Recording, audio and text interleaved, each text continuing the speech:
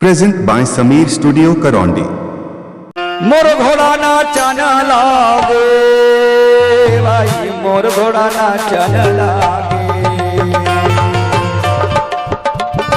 मोर घोड़ा नाचन लागे भाई, मोर घोड़ा नाचन लागे।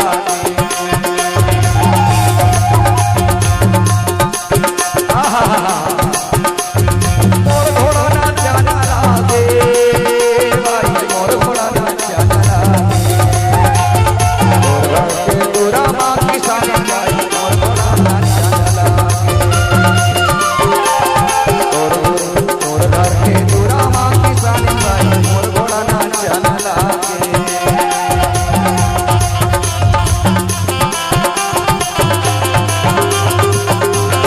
DJ Sameer।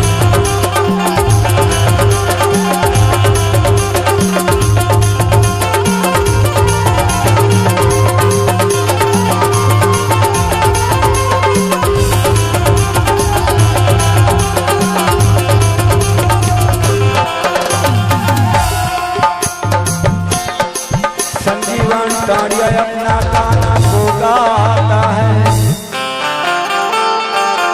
हरे किसान के दूरा में अपना सांप को नचाता है। रीतम पड़वार भालू वाले अपना गाना को गाता है, छोटे किसान के दूरा में अपना भालू को नचाता है।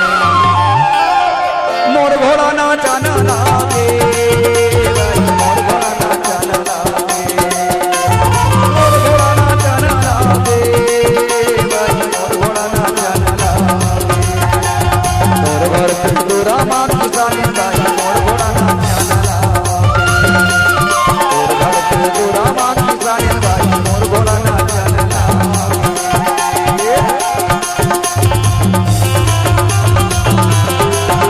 DJ Sameer।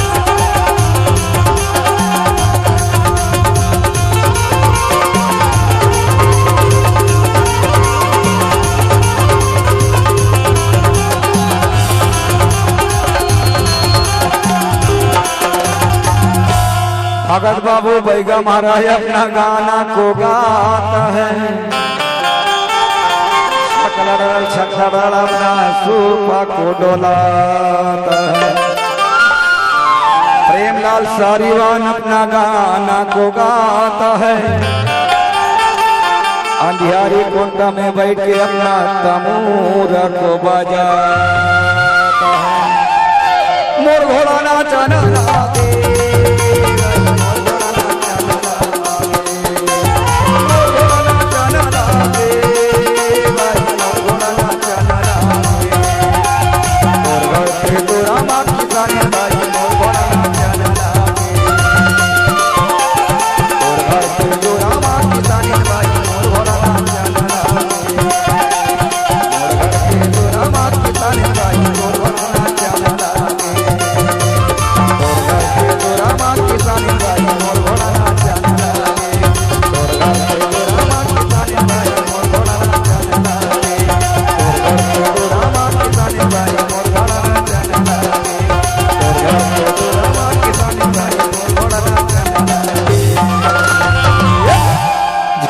ताली बजाए, ये वहां तक लिए जोरदार ताली बजाए।